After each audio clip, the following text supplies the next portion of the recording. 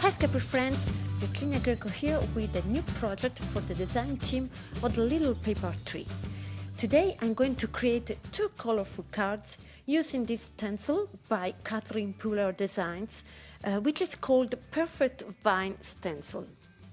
It's very detailed and very beautiful, as you can see, and I think it's perfect to create backgrounds for cards.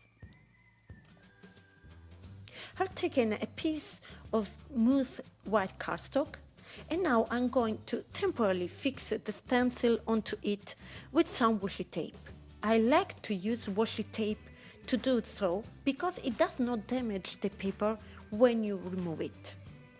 The stencil is 6 inches by 6 inches and now I'm marking each side of the square at 2 and 4 inches. I will use these marks as reference to make diagonal stripes, and you will see what I mean in a few seconds.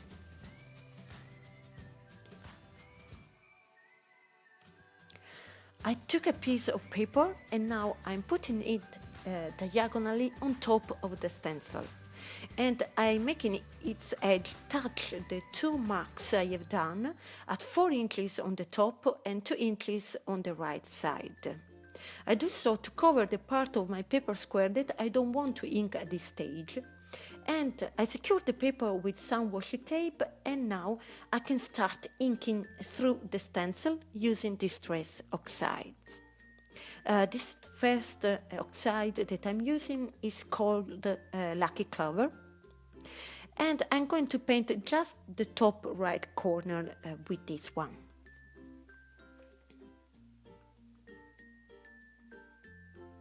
Now I'm moving the paper to the next two marks, the one at 2 inches on the top edge and the one at 4 inches on the right, fixing again the paper. And now I'm going in with the Cricket Pistachio ink.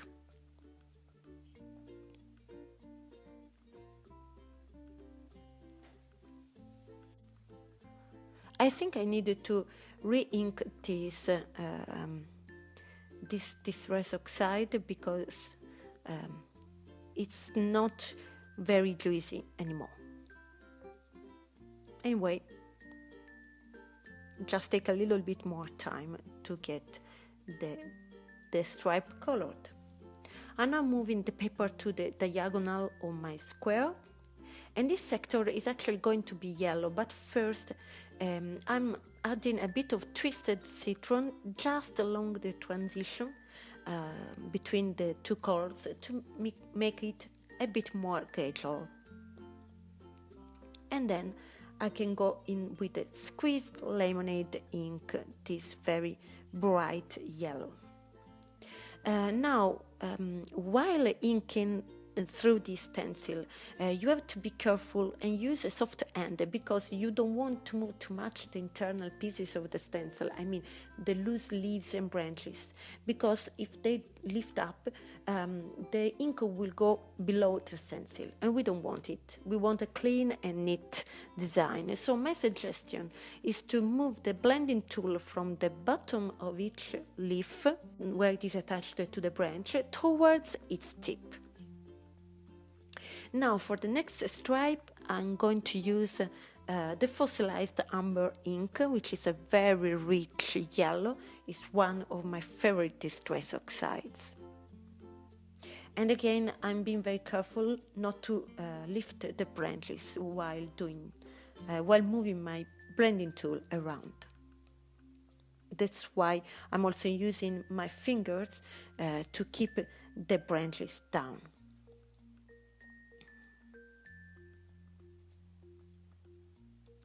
The next ink is going to be Peacock Feathers Distress Oxide.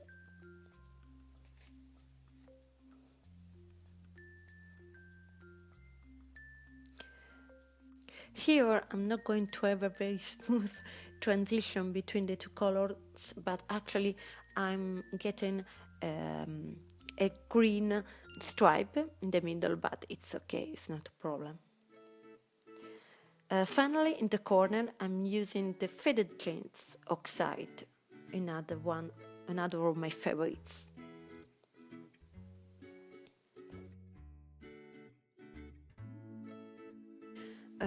So now I'm going to lift up the stencil and I'm going to spray some water on the oxides to activate the ink.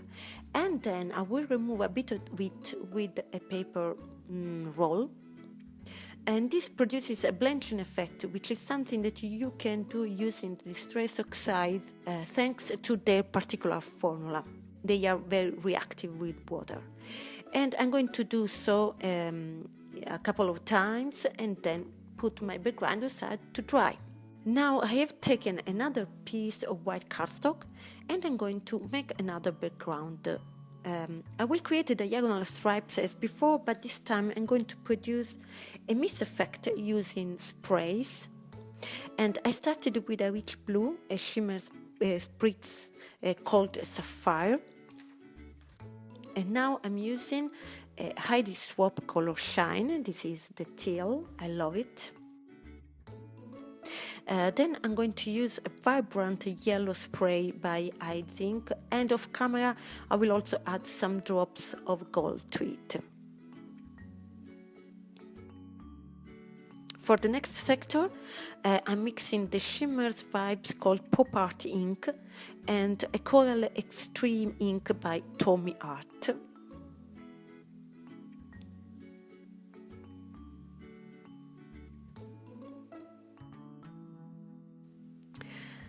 And here I'm dabbing up with a napkin to absorb some of the excess ink. Then I can continue with another shimmer. So this is a Vibes called Rose Gold Red.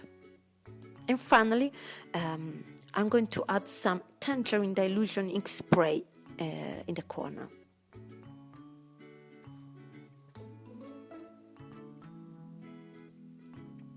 After taking the stencil off, I can leave my background to dry, and meanwhile I'm going to make a frame for each of the two cards.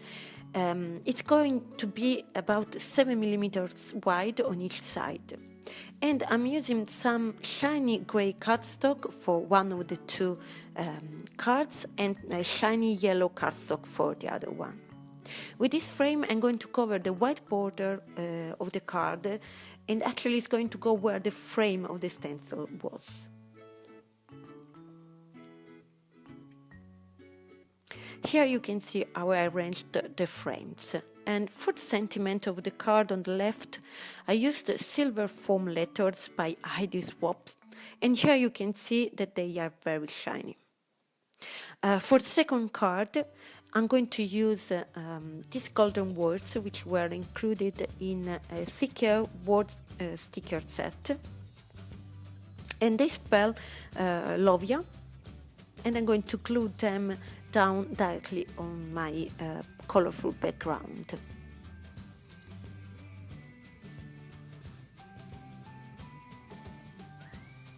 Finally, I'm going to add some accents, in particular these beautiful golden hearts on this card and silver pearls on the other one, so that they match the colors of the two sentiments.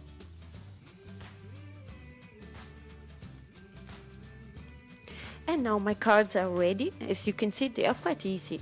The main element basically is the stencil design. In this one you can see how shimmery the sprays I used are. Of course, if you prefer a lighter effect, you can use less mist. I hope you like this project. If you do, please give me a thumb up and subscribe to my channel, which is VirginiaGreco_scrapbooking. I would also like to invite you to have a look to all the products in the Little Paper Tree online store and use the code Virginia10 to get a 10% discount on the price of your next purchase. Thank you very much for watching and see you in my next video. Bye bye!